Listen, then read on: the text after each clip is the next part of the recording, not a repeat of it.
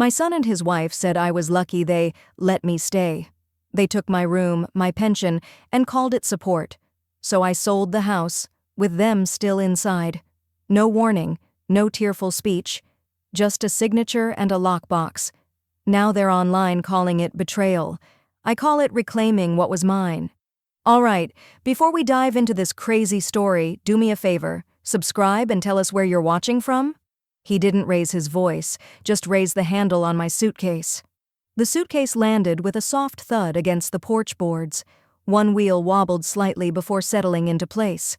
The late afternoon sun cast a crooked shadow from its upright frame, like something braced for a fall. June stood at the end of the walkway, her keys still in her hand. Her blouse stuck slightly to her back from the drive home, the collar damp where the car's air conditioning hadn't quite reached.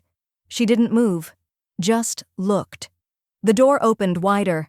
Caleb stepped forward, his hand still loosely wrapped around the suitcase handle. His other arm hung at his side, fingers twitching like he wasn't sure what to do next. "We talked about this," he said. His tone was flat, measured, almost apologetic, except there was no apology in his eyes. "It's time." Behind him, Nicole appeared, barefoot, arms crossed, no greeting. The second bag followed. It didn't land. He set it down gently, with the same care you'd use for groceries that didn't belong to you. June didn't ask a question, didn't raise her voice, didn't shift the weight of the overnight tote still hanging from her shoulder. The silence around her felt surgical, sharp and sterile. Caleb's eyes met hers. "This house doesn't need you anymore." She felt the sentence settle into her like fog drifting into a valley, slow and inescapable. Her fingers tightened slightly around the leather strap of her bag, not in resistance but out of habit. Nicole stood a few feet behind him, leaning against the frame. Her lips curled upward, not a smile but something that wanted to look like one. June looked past her, into the foyer she'd painted 12 winters ago while Henry was still alive. The hall table she'd refinished herself was gone. In its place, a sleek credenza with chrome handles and nothing on top. No mail tray, no framed photo of Caleb in his kindergarten Halloween costume, just bare, glossy surface. The door began to close, no slam, just a slow, final pivot inward. She heard the click of the latch. And still, June didn't move. A minute passed, maybe more. A single bird chirped from the oak tree that straddled her neighbor's fence. Somewhere in the distance, a lawnmower buzzed. The weight of the moment wasn't in what had been said. It was in the way no one waited for her to reply. She bent at the knees and lifted the first suitcase by its handle. The rubber grip felt sun-warmed and oddly familiar, like holding a memory that had gone slightly stale. She took the second bag in her left hand. Then she turned. Her shoes, low heels worn smooth from work, made no sound on the cracked concrete. She walked with purpose, but not with speed, as if every step needed to be felt. She didn't call a friend, didn't look back, didn't even text Camille, her niece, who would have dropped everything in a second to drive over. 2 blocks down, she turned right. The bell above the diner door chimed as she entered. The scent of grease and vanilla coffee creamer met her like an old acquaintance. A booth near the back was empty, same as always. June slid into the seat, set her bags beside her, and waited for the waitress to look up. She didn't ask for a menu. "Black coffee," she said softly. "No sugar." The waitress nodded and walked away without a word.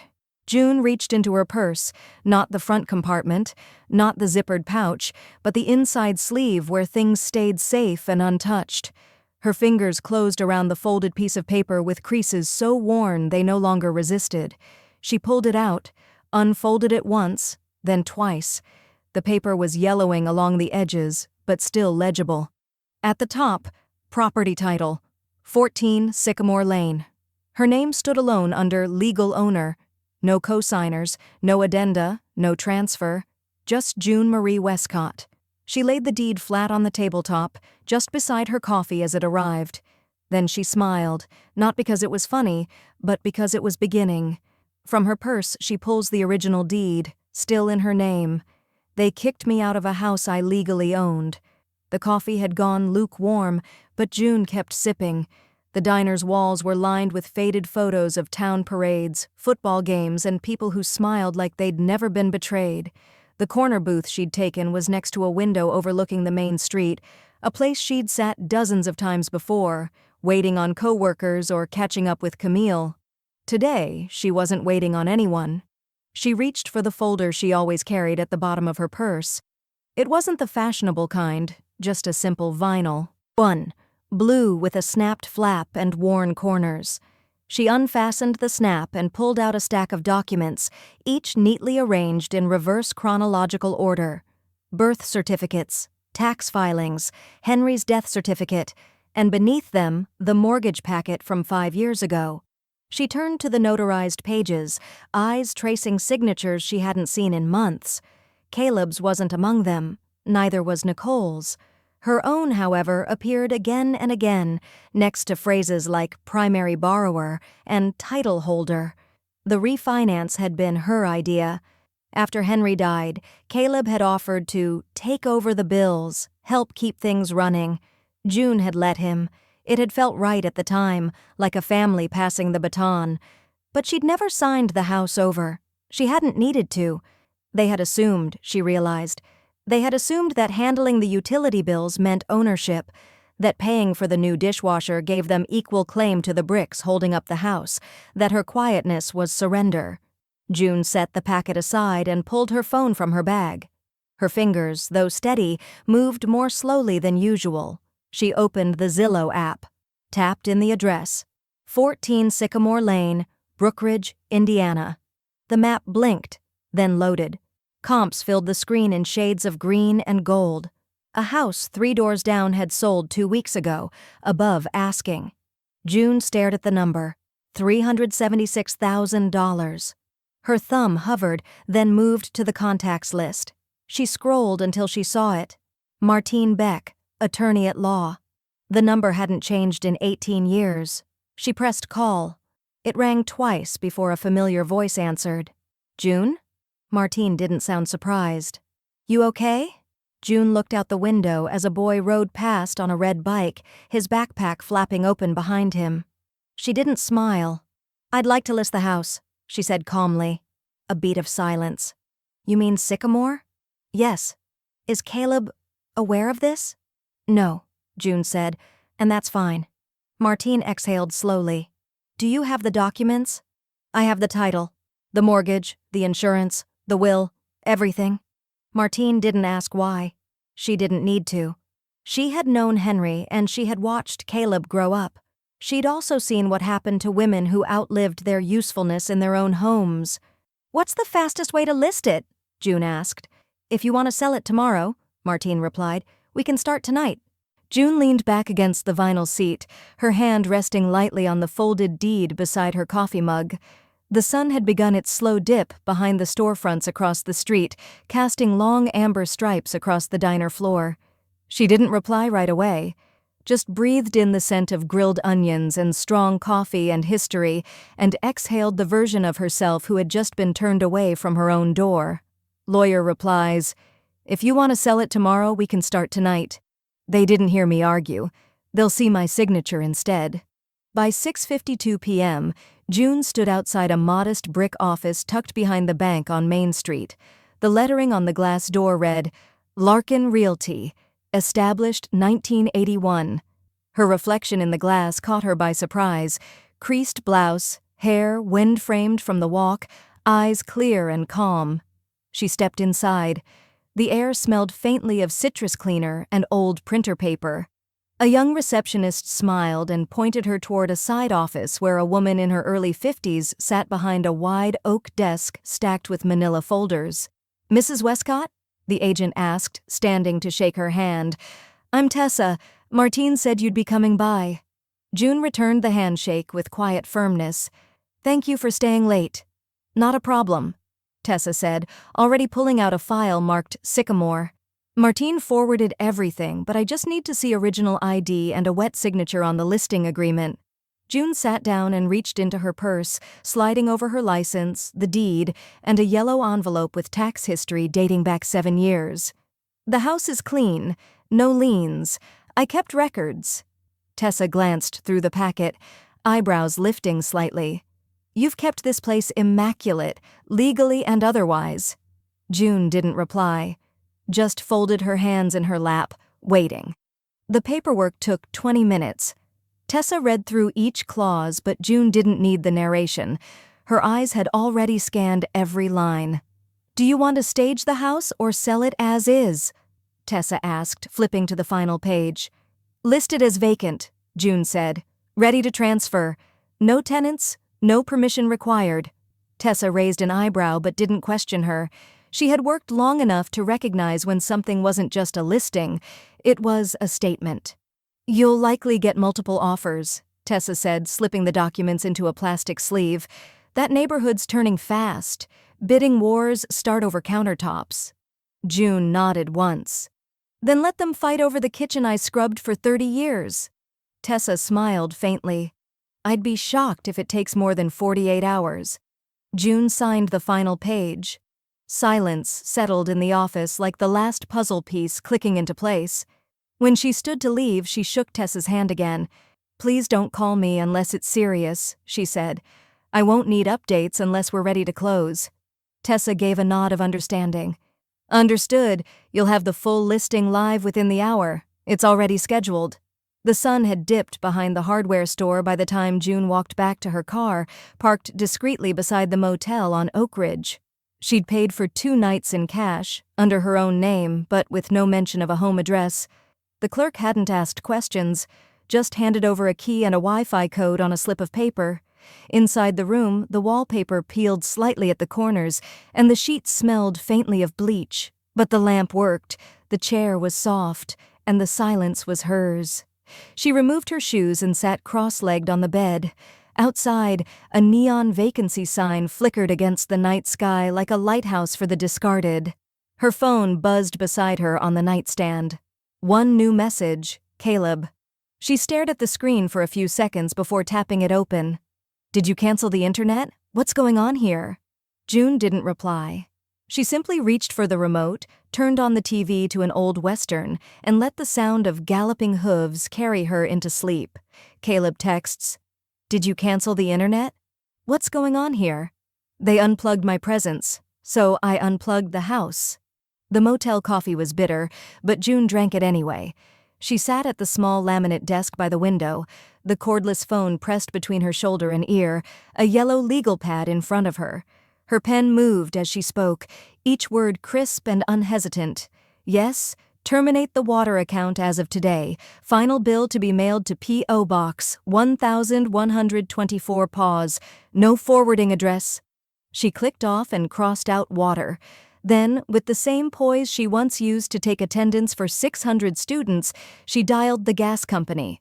The calls took most of the morning. By noon, the house on Sycamore Lane was, in every official sense, a shell. No water, no gas, no electricity, no internet. The digital scaffolding of daily life, detangled, undone. After the last confirmation email hit her inbox, June closed her laptop and reached for the P.O. Box key she'd picked up that morning. It was small and dull silver, resting now beside a room-temperature apple turnover on a paper plate. Her new address was 5 blocks away, tucked in the post office wall like a clean break. The realtor texted just after 2. "3 offers already, all above asking. You were right about the location." June typed only 2 words. "Keep going." She slipped on her shoes, grabbed her cardigan, and stepped into the fall air. The breeze had that faint whisper of early October, dry leaves and the promise of a season changing whether you're ready or not. Her phone buzzed again as she crossed the parking lot. No name, just a number she didn't recognize. She let it go to voicemail. A minute later, it rang again. Same number. She answered but didn't speak. "Mom? It's Caleb. I'm using Jeff's phone because the Wi-Fi is down and the utilities. What's happening? Did you do something to the house?" His voice was rushed, sharp-edged, like someone realizing the steering wheel wasn't connected to anything anymore. She ended the call without a word, blocked the number, slid the phone into her pocket like it was just another receipt. That evening, June returned to the motel room, reheated the turnover in the microwave, and turned on the TV to the local channel. A rerun of a cooking competition was playing. She watched a contestant over-whip cream into butter. Later, she opened her laptop again. The first thing she saw was a public post, shared by Nicole, a photo of their living room with half-empty shelves and a caption, "Don't take older family members in. They turn on you. Ungrateful doesn't begin to cover it." June stared at it for a few seconds. No tags, just venom made digital. She took a screenshot, saved it to a folder labeled Noise, then closed the browser. The motel room was still. Only the hum of the fridge and the soft buzz of her phone on the table broke the silence. A new message from Tessa, the realtor. "We have a cash buyer. Wants it within 5 days. Let me know if you'd like to accept." June looked at the message. Her fingers hovered above the screen. Then she smiled, just barely, because even the walls she'd once painted in soft gold couldn't block what was coming now, and she didn't need walls anymore, just a pen and a closing date. Realtor texts, "We have a cash buyer, wants it within 5 days. They shut me out, I changed the locks, permanently." The morning sun barely crested the motel rooftop when June tapped the message open and typed her reply to Tessa. "Proceed with the sale. Full acceptance." 10 minutes later, the reply came. "Under contract. Cash buyer. Lockbox installed today by noon." June exhaled. Not in relief, exactly. More like punctuation. A quiet period on the end of a sentence she'd been too polite to finish aloud.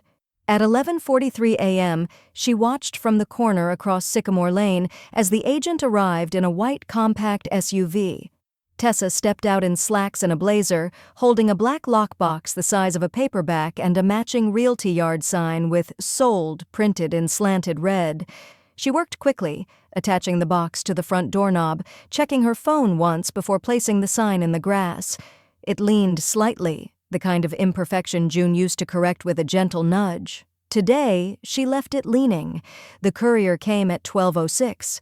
A man in gray slacks, crisp vest, and dark sunglasses stepped out of a car that idled for less than a minute. June remained across the street behind the tinted window of a borrowed sedan, watching with stillness honed from years of invisibility. The man knocked, waited, then slid the 72-hour legal notice into the crack of the door before snapping a photo of it in place. Then he left. No fuss. No conversation. The message had been delivered. By 12:15, the street was quiet again, save for the buzz of a weed trimmer 2 houses down. June didn't drive off right away. Instead, she watched the house. The windows she'd once scrubbed every spring were now dressed in drawn blinds. The potted mums she'd planted in September were shriveled, soil dry. Her welcome mat, purchased in a burst of hope the year Henry passed, still sat out front, but the lettering had faded. She pulled her phone from the console. One missed call. Caleb. She didn't need to listen. The transcript preview already told the story.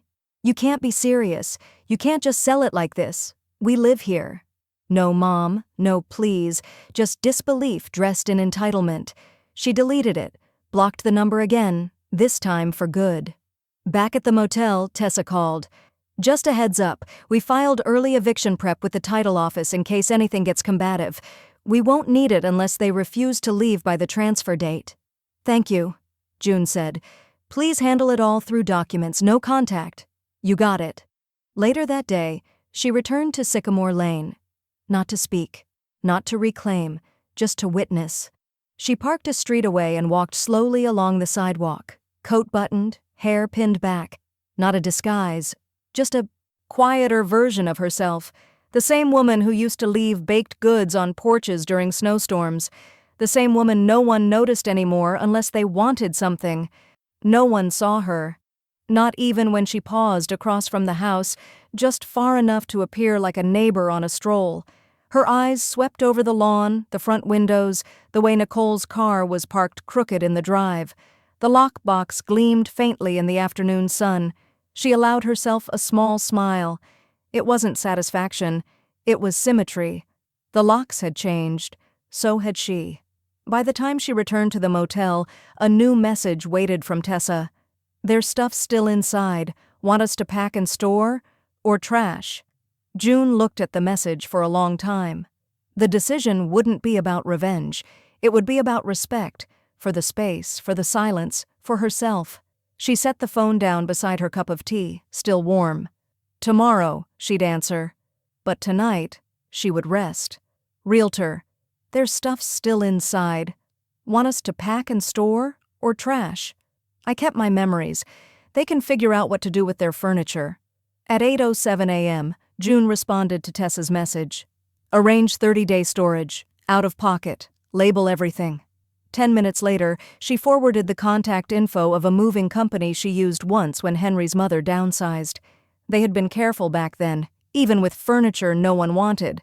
That was the bar now, not cruelty, just care. By noon, the movers were parked at the curb.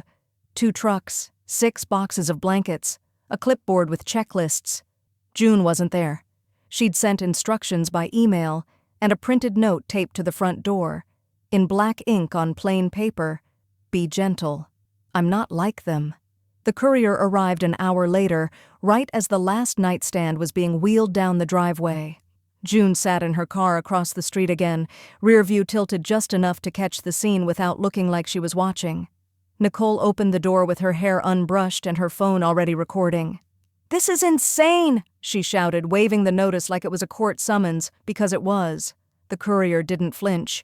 He handed over the envelope, nodded, and turned. Nicole threw the paper into the flower bed. Caleb came into view behind her, barefoot, mouth tight, saying nothing. June watched them shrink in the mirror, the same people who once told her they'd make her feel safe, not sidelined, now shouting into the wind, into phones, into each other. She shifted the car into drive and didn't look back.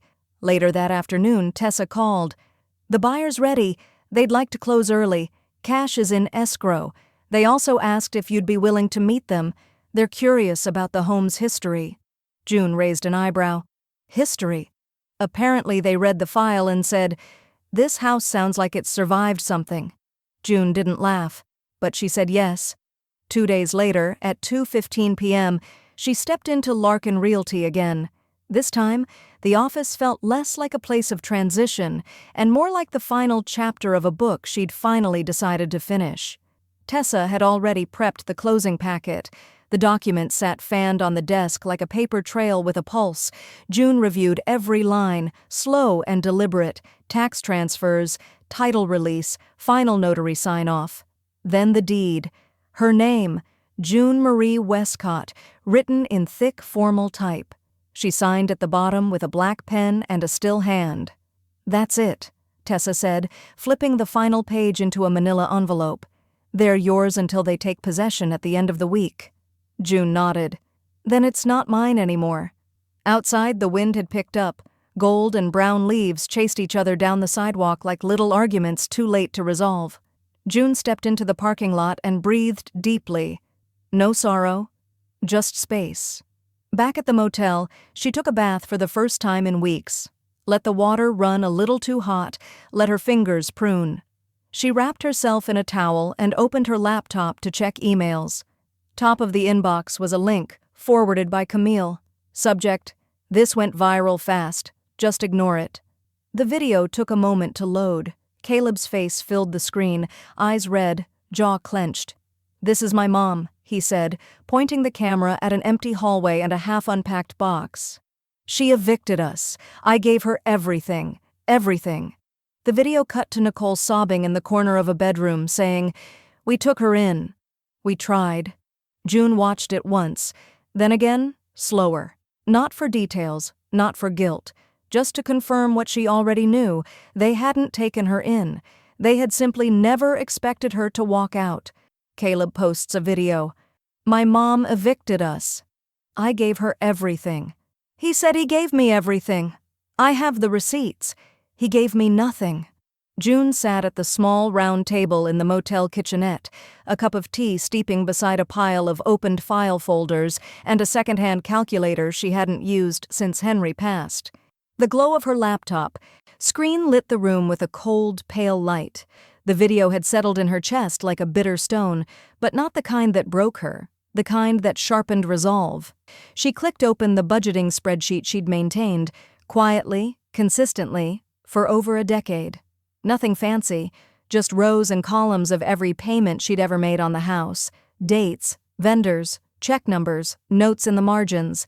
Down payment, 2007, $41,000 from her teacher's retirement lump sum. Property taxes, every year but one, paid from her checking account. Roof repair, $9,800, covered after Caleb said they'd figure it out later. HVAC replacement, $6,200. She paid up front. He never asked how. Her pen hovered over a blank page. Then she wrote in block letters across the top. Who gave what? She wrote slowly, deliberately. Then she added up every line that could be traced back to her, every receipt, every deposit, every repair she approved and paid for without asking for thanks. Caleb's contributions were few, half the internet bill for 3 years. Groceries sometimes, furniture that came from a rent-to-own place marked up twice and still missing a leg.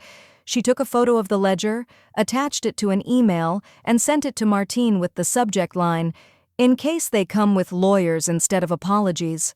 Then she closed the folder, not because she was done, but because she was finished with being quiet.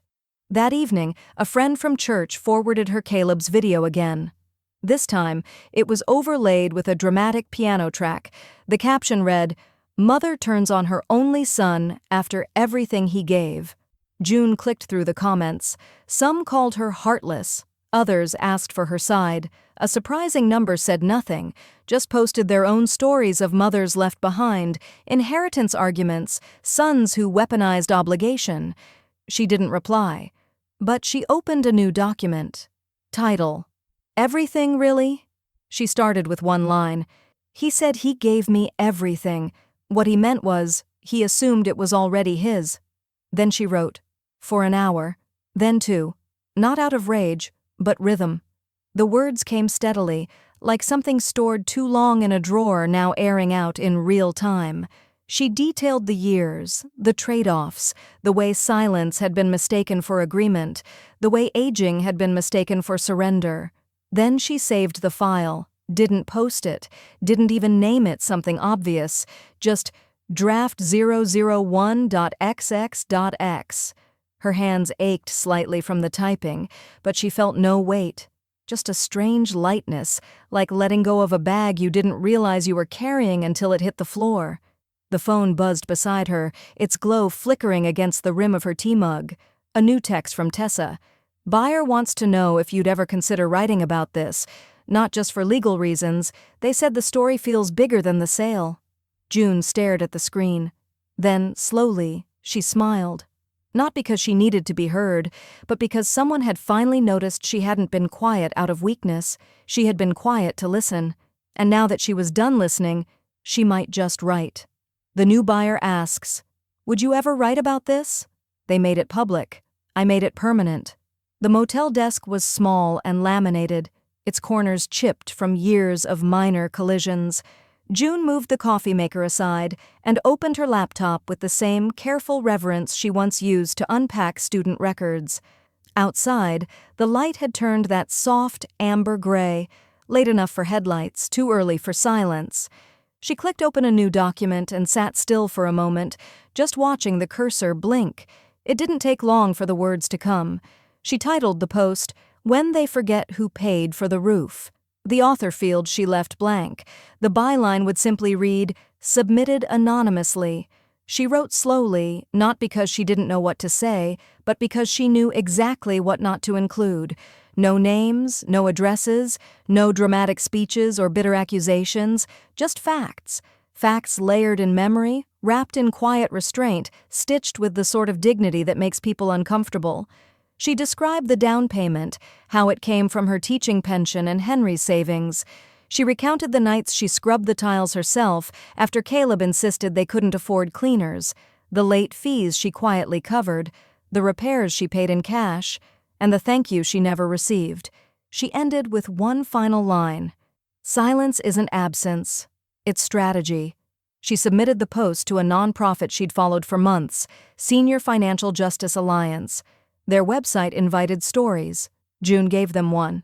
She closed the laptop, folded her hands in her lap, didn't expect anything, but by morning the inbox was full.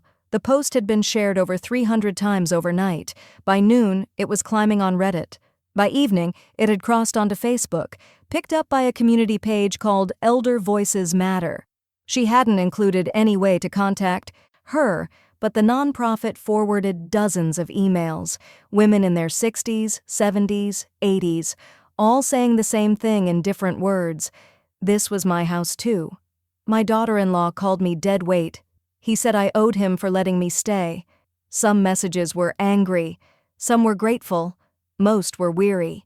She read each one, and then she joined. 2 days later, June formally enrolled in the advocacy group's online platform.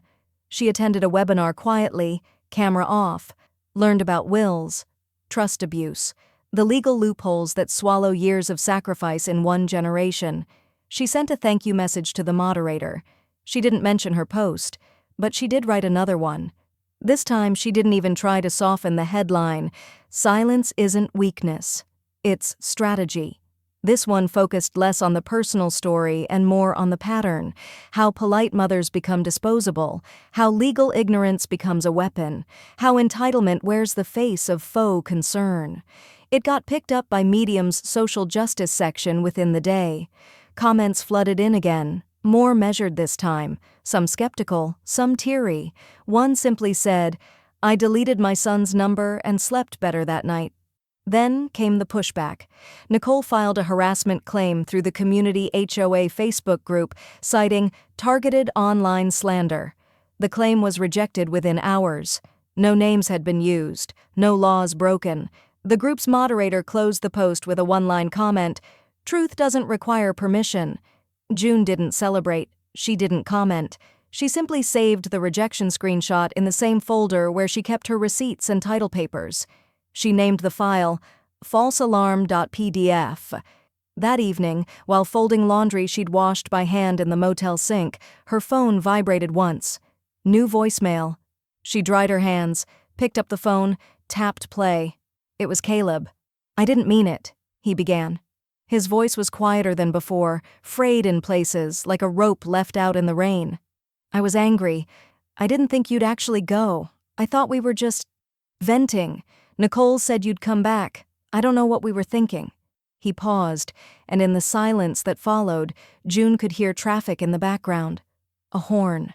The low rumble of passing wheels. The world. Moving without her. She pressed delete before the message could finish. Because sometimes, the most permanent thing you can do is let something disappear. Caleb tries to reach her via voicemail. "I didn't mean it. I was angry." He regretted his words. The house didn't. June didn't replay the voicemail. She didn't need to. The shape of Caleb's regret was clear enough the first time, round with panic, hollow in its apology. It wasn't for what he'd done. It was for the consequence that stuck. She turned her phone over, face down on the bedside table, and let the silence settle in like dust that wouldn't be swept. That afternoon, her phone rang again, this time with a number she knew. Tessa's voice came in steady, professional tones. "The buyer closed this morning. She asked if we'd tell you. She's a single mom, twin girls. She wanted you to know she plans to keep the bookshelf in the upstairs room. Said it made the house feel like someone cared about stories." June smiled faintly. "It was for books," she said softly, "not decorations." She said she'd figured as much. There was a pause, light but warm. "You all right, June?" "I'm not angry," she replied. "Just unhooked." "Good," Tessa said. "That's a good place to start from." The next morning, June drove past the house. No ceremony, no pause, just a slow roll by, windows up, sunglasses on, the kind of pass you make when you're tracing old lines with new eyes. The porch was clean. The mums were gone, but in their place stood a single fern, vibrant, a little unruly. The blinds had been raised in every window, like the house had finally inhaled. On the step, beneath the brass mailbox, June placed a small clay pot filled with soil and seeds. A handwritten tag hung from the rim, "Grow gently." She didn't knock. She didn't stay. Back at the motel, June opened a new document. The title came before the cursor blinked. The house sold faster than my dignity recovered. This post didn't rehash the old details. It didn't blame, it simply acknowledged a deeper truth. Some grief doesn't come from loss, it comes from being mistaken for something disposable. She wrote about how long it took her to stop calling it home in her head, about the moment she realized even the silence in that house had been curated for others' comfort. She submitted the piece to the nonprofit. This time they asked if she'd consider attaching a photo or a name. She didn't, but she didn't say no forever. 2 days later, her inbox held a message from a professor at a state university. The subject line read, "Guest speaker invite, Elder Financial Law Clinic." They had read her article. They were building a syllabus. Would she come speak about legal ownership and generational assumptions? "We don't need you to lecture," the professor wrote. "We need you to testify." She wrote back with 3 words, "Send the date." Later that week, she walked into a real estate office by the lake. The floors creaked and the ceilings were low, but the view out back stretched clean over water, wide and unapologetic. She toured a 1-bedroom condo with a wraparound porch and a little bench in the garden. It wasn't fancy, but it felt like someone had considered stillness when designing it. She paid in full. No mortgage, no discussions. The deed would carry one name only, hers. That night, she made chamomile tea in the motel's microwave. While it steeped, she checked her mail. Among the utility confirmations and junk coupons was an envelope from her lawyer. She opened it. Inside, a document registering Caleb's new address. He'd filed it through a friend's lease. Basement unit, shared utilities, no listed employer. There was no note, just a form. She read it once, then laid it beside her tea. The paper didn't ache, the way her body used to ache when she cleaned up after him, the way her voice ached when she used to explain things that no one listened to. Now, she only felt weightless, not because she had nothing left, but because what she'd kept had finally returned to her. Caleb's new address shows up, registered to a friend's basement. "He thought I'd come running. I was already gone." The email came in at 7:41 a.m., subject line, "Can we talk?" The name beside it, Caleb Westcott, felt out of place among digital coupons and confirmation receipts. June stared at it without clicking for a long moment. Outside her condo window, gulls floated above the lake like they had nowhere to land, just drift to fulfill. Eventually, she opened the message. "Mom, I know I said things I shouldn't have. I thought we could fix it before it went too far. Nicole, wasn't thinking clearly either. I just wanted a fresh start. Can we meet? Just to talk? No salutation, no apology that touched bone, just a soft ask dressed in softer guilt." June drafted a response. It was polite, measured, the kind of message she would have written years ago, part forgiveness, part compromise, part plea to be understood. She paused before sending, reread it, sat back, then selected all, and deleted it. Because some bridges don't burn, they drown, quietly, when you finally stop treading water. Instead, she opened her notebook, a real one, spiral-bound, no screens. She had titled it Peace Inventory, and each page listed one thing she bought not out of need, but out of reclamation. Page 1, a couch in sage green, no recliner section, no remote holder, just quiet. Page 2, ceramic mugs that don't match, on purpose. Page 3, sheer white curtains that let the morning in like a polite guest. She wrote one more. A welcome mat that only welcomes me. Camille arrived late that morning. She brought scones and blueberries and gasped the moment she stepped inside. "This is beautiful, Aunt June," she whispered, stepping out of her shoes like the floorboards had feelings. "It's like you finally bought air." June smiled. "That's what I was looking for." When they sat for coffee, Camille's voice trembled. "I wish I had your strength." June looked at her, eyes soft but steady. "It's not strength, baby. It's enough pain. That's all it is. You get tired of handing out pieces of yourself that no one returns." Camille wiped her cheek and laughed through her sniffles. "You even make heartbreak sound poetic." "That's because I'm done writing it." Later that afternoon, June lit a candle she'd saved for this exact day. The label said "Freedom" in small gold script, and when she lit the wick, it filled the room with a soft blend of clove and cedar, like something new had been carved from something old. She set a small folding table on her porch and placed 2 plates, though she would only use one. A symbolic setting for the version of herself that used to wait for others to show up. She poured a glass of lemonade, took a bite of Camille's scone, and watched the lake shimmer like a mirror she no longer had to look into for answers. For the first time in months, maybe years, the quiet around her didn't feel like absence. It felt like room, space she'd never been allowed to take up without question. She dozed in a wicker chair afterward, the sun warming the backs of her hands. When she woke, her phone was blinking again. New message. Martine Beck. Subject: Incoming. Nicole filed an appeal. The body was brief. She's filed for partial compensation from the sale. Claims non-financial contribution to the household. We'll respond accordingly. No need for you to stress. I've seen these tactics before, but we'll need to talk through it. June stared at the screen for a full minute. No anger, no panic.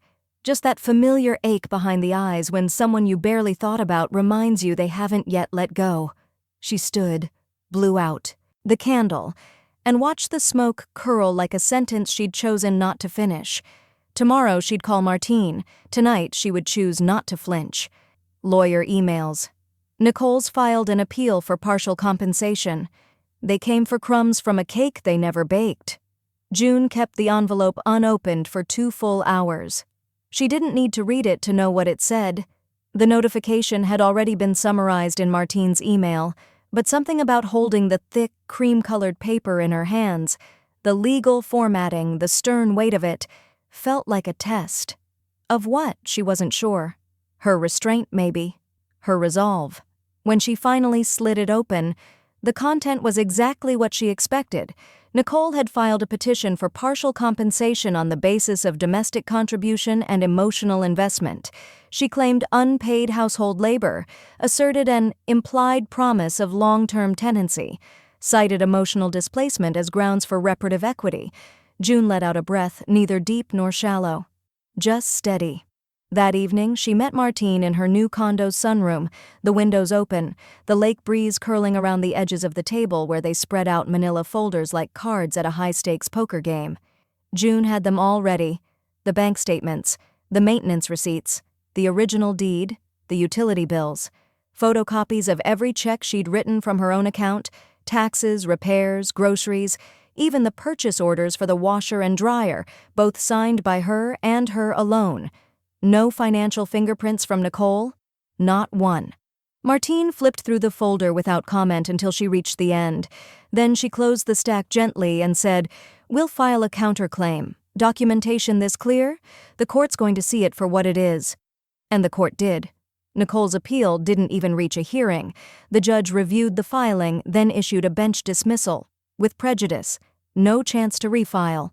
The ruling described her claim as frivolous, emotionally charged, and lacking any measurable merit. June received the news with a teacup in hand. Camille was seated across from her, trying to pretend she wasn't refreshing the case updates every few minutes. When the email came through, June didn't blink. She just took another sip and finally allowed herself a full breath, like someone whose shoes had finally been removed after a long walk. Camille looked up from her phone. Dismissed. With prejudice. "Oh my God, you actually did it." "I filed receipts," June said softly, setting her cup down. "They filed resentment." As part of the ruling, the court ordered Nicole to cover all court fees. The refund check arrived a week later. A neat, impersonal envelope with a check for $814.36. June drove straight to the Brookridge Women's Shelter and signed the check over in the lobby. No press, no name plaque. Just a quiet donation and a note that read, "From someone who finally reclaimed her key." That night, she and Camille sat on the porch swing, wrapped in blankets, a little wine in their glasses, and the sound of lake water slapping gently against the dock. "Do you ever feel guilty?" Camille asked. June smiled, not the kind that hides pain, but the kind that finally knows its shape. Only when I stop drinking my tea hot." Camille laughed, soft and full, like someone exhaling years of secondhand weight. She leaned her head against June's shoulder and whispered, "You didn't just teach me boundaries. You made them look beautiful." Inside, her phone pinged. She reached for it without rush, without the bracing reflex she used to have. New email, subject, book inquiry. The message came from a literary agent, a woman named Elin Masters, based out of Chicago. She wrote, "I've read every one of your essays. I don't know who you are yet, but I want to. You have something rare, clarity without cruelty, resolve without vengeance. I think there's a book here, and I'd be honored to help you tell it." June reread the last line twice, then sat very still. She hadn't planned on more. She hadn't planned on becoming a voice when all she wanted was room. But maybe the most unexpected freedom was this, that healing could echo. She folded the email closed. Outside, the wind picked up slightly. The lake glittered under a slice of moonlight. And somewhere in the world, Nicole sat with a dismissed claim, while June sat with a beginning. A book agent reaches out, "You have something rare. Let's publish this." They thought they'd echo in that house forever. I left no trace. June had never written a book before. She wasn't even sure if this counted as one at first, just a stack of personal essays strung together with hard lessons and harder facts. But somewhere between the 6th draft and the morning she reordered the chapters for the final time, it started to feel like more than closure. It began to feel like declaration. She titled it "Evicted by Entitlement." The subtitle came later after a long walk along the lake, and a second cup of coffee, a guide to protecting what's yours, even from the people you love. She included QR codes at the end of each chapter. One led to court documents, one to her public blog archive, another to a resource list for elder financial defense groups. No embellishments, no commentary, just proof. "You left nothing for them to twist," Elin, her agent, said on their final Zoom call. "That's the power of truth. It doesn't need a lawyer to walk into the room first." June smiled quietly but didn't reply. Some truths had already been walked over enough. A week later, her phone lit up with a message from Tessa. It was just a photo, no caption. The image showed the house on Sycamore Lane. The new family had moved in. The single mother stood on the porch with her twin girls, one holding a book in each hand, the other already barefoot on the steps. The clay pot June had left was nestled next to a fern. A little sprout had broken through the soil, stubborn and green. June held the phone for a long time, not out of nostalgia, but out of release. She felt something tug in her chest. Not grief, not anger, just tears, for the right reasons this time. A few mornings later, June stepped into a downtown auditorium in Indianapolis. The folding chairs had filled with local seniors, law students, and staff from multiple family law firms. The projector behind her displayed her book title in navy serif font. Her microphone was clipped. Her notes were minimal. She didn't need to rehearse survival. She spoke for 42 minutes. No dramatics, no raised voice, just the plain, profound power of lived experience. Afterward, one of the attendees introduced herself as a legal advisor to the state's Elder Rights Subcommittee. "Your name was recommended by your attorney, Martine," she said, handing June a business card. "We'd like to invite you to share your testimony next session on how women are often erased from the assets they build." June took the card, felt its weight. This time she didn't hesitate. "I'll be there." Back at home, she added the card to her growing file labeled Legacy. That evening, Camille called just to ask what time the next bookstore event would be. "I want to bring my coworker. She's been taking care of her mother and things are starting to feel too familiar." June said yes, of course. She always said yes to women trying to keep themselves intact. Then came the letter. It was in a hand-addressed envelope with no return name, just a scribbled street address in rural Indiana. The handwriting was unmistakable, Caleb's. She hadn't seen it since Christmas cards back when they still signed Love, Caleb and Nicole like a brand instead of a bond. She sat with the envelope in her lap, felt its corners, let it rest against her knee like a decision waiting for a door. Then, with a steady hand, she fed it into the shredder beside her desk. She didn't open it. She didn't need to, because she already knew how it ended. Not with closure, not with grace, not even with rage, but with something rarer. A woman who didn't need to read someone else's apology to forgive herself for surviving, and who didn't mistake return for redemption. She places the letter into a shredder without reading the rest. They wanted closure. I wanted peace. The official release date came on a Wednesday. June didn't set an alarm or check pre-order stats. She woke slowly, the way people do when their lives no longer orbit other people's needs. She brewed her tea, watched steam rise through the lake light, and opened her laptop without expectation. The homepage had crashed. She blinked, refreshed, still down. Elin texted 1 minute later. "It's live, and it's exploding. We just crossed 50,000 pre-orders." The number felt imaginary, like a temperature she couldn't feel. But the comments, those were real.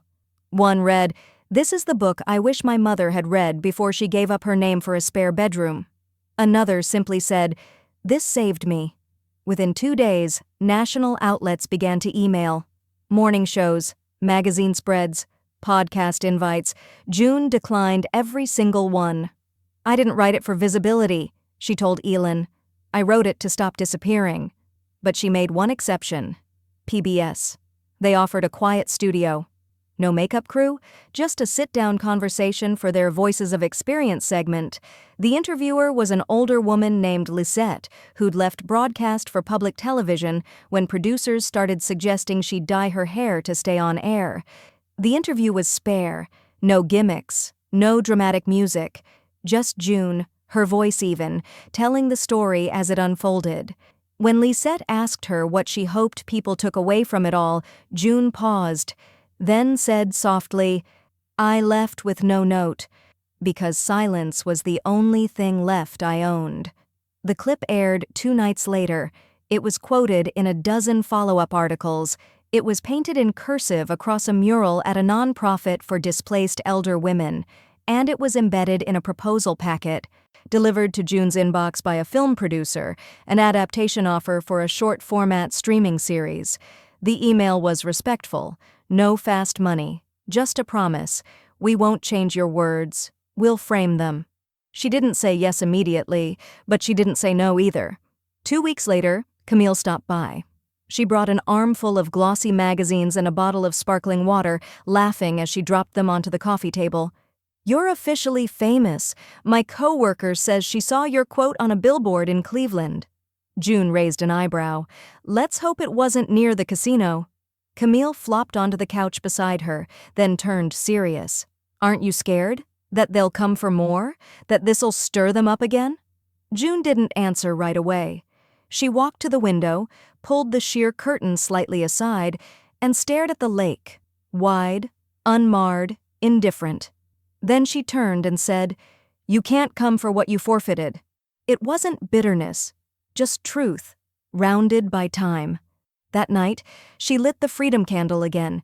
It had burned down to its final third, and the scent had deepened, more cedar now than clove.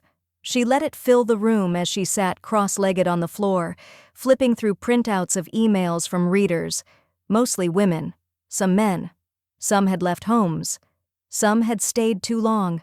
All had found something in her story that named their own.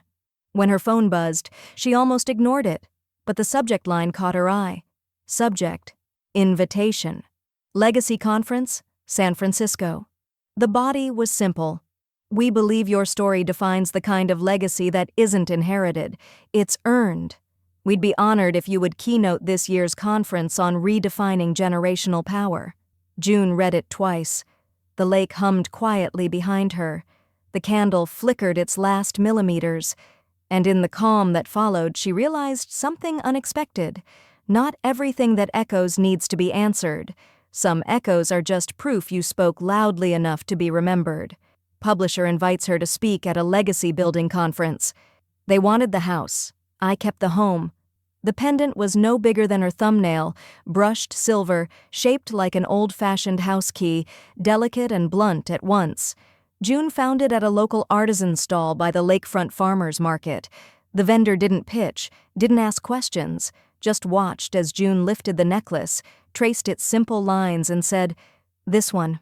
She wore it on a soft black chain, tucked beneath her collarbone where no one could see it. Not because it was secret, but because some symbols don't require audience. Some victories, quiet as they are, hum from beneath the skin. That afternoon, she sat at her kitchen table and opened her blog again. No title this time, just a dedication. To those who were told to leave, you still own more than they know. Love doesn't expire, sacrifice doesn't vanish, and home isn't what they took, it's what you carried with you. She hit publish and didn't wait for the metrics. Instead, she pulled up her banking app and transferred $10,000 to a housing trust for elder women in transition. The organization had once sent her a thank you note in response to her blog, just a folded piece of cardstock with the words, "We hear you." That had been enough, but this donation would go further than words. It would open doors. The next morning, June drove through her old neighborhood, not the one where Sycamore Lane stood like a wound healed over, but the one from her earliest memories, red brick sidewalks, shrubs that bent sideways from decades of wind, and at the corner, the small white chapel with the hand-lettered sign that still read, 9:30 service, all welcome. She hadn't walked through those doors in over 20 years, not since the funeral where no one knew how to talk about grief that wasn't young. This time, no one turned to stare. No one asked where she'd been. She just sat in the last row, listened to the hymns, let the wooden pew hold her without judgment. And when she left, her chest didn't feel heavy. It felt permitted, like she'd finally earned her way back to herself. Later that week, Camille came by with a brown paper bag warm at the bottom. "Sourdough," she said proudly. "I got a bread machine. I've been practicing. You're my quality control." June took a slice, tore it gently, and smiled. "It's perfect." Camille visited every Thursday after that, sometimes with bread, sometimes with just updates from her job. June never asked her to come. She didn't need to. The door was always open. The key no longer symbolic of survival, but of trust that had earned its place back into ritual. That weekend, June took a plaque she'd ordered online, small, black mat with ivory etching, and screwed it into the siding beside her condo door. It read, "No entry without kindness." She tightened the last screw, stepped back, and nodded once. Inside, she lit the freedom candle for what she now knew would be the final time. The wax had shrunk to its base. The flame flickered in smaller rhythms. The scent, cedar, softened by repetition, still filled the room like a familiar phrase spoken just once more for memory's sake. She sat with it, with herself, with the soft stillness of a home built not from rooms or roots, but choices. Her phone buzzed on the kitchen counter. This time it was from Tessa. Subject, "Buyer would like to thank you, body. She says it's important, no pressure, but she'd love to speak with you. In person. Let me know, and I'll set it up." June read the message once. Then again. Outside, the wind played at the windows. Inside, the last of the candle's scent lingered like a secret that didn't need guarding.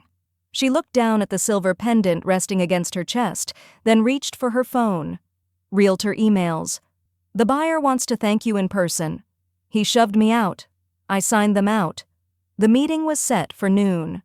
June wore soft linen and sandals, her silver key pendant resting where it always did, against the quiet strength of her collarbone. She didn't rehearse what she'd say. She wasn't there to impress or defend or make herself smaller to smooth someone else's moment. This wasn't an ending. It was just another room she was choosing to step out of without leaving anything behind. The front porch of the house on Sycamore Lane looked warmer than she remembered it. The new family had painted the trim a deep pine green.